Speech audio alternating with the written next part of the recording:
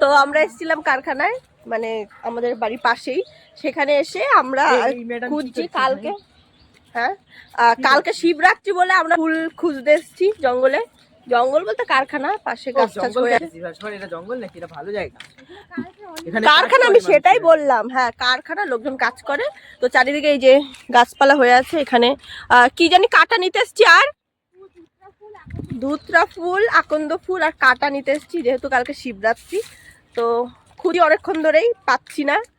তোমরা এই জায়গাগুলো, এই যে আমাদের হিরো সামনে, সামনে পূজা, আর এইদিকে কারখানা, ওইদিকেও কারখানা। এখানে আমড়া গাছ নিয়ে ঝামেলা লেগে গেছে। ওইগুলো নাকি আমড়া গাছ, এই যে আমি জুম করে দেখাচ্ছি, এগুলো নাকি আমড়া গাছ। পূজা বলছে, আমাদের হিরো বলছে এগুলো আমড়া গাছ নয়।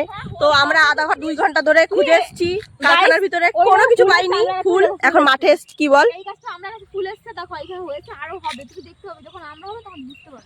এই দেখ, এই গাছটা ফুল এসছে, আমড়া গাছ। হিরো তুমি ভুল জানো। চলো আমরা এই মাঠে খুঁজে দেখি, আমাদের বাড়ির কাছে মাঠে পাই নাকি কোনো ফুল টুল। আমড়া গাছ না, আমড়া গাছ। শাহরুখ খানের পোজ দিয়ে ফটো তোলা হচ্ছে। আমাদের হিরো এই যে দাঁড়িয়ে আছে। শাহরুখ খান এরম ভাবে দাঁড়ায় হিরো? এ পূজা, ওর ক্যামেরাম্যানকে দেখো, একদম বসে পড়েছে, ক্যামেরা উল্টো করে দিয়েছে ক্যামেরাম্যান। আর এই যে শাহরুখ খানের পোজ দিয়ে দাঁড়িয়ে আছে। মাদার টেরিজা পোজ দেবে সেটা কি পোজ ভাই? মাদার ইন্ডিয়া পোজ কেমন?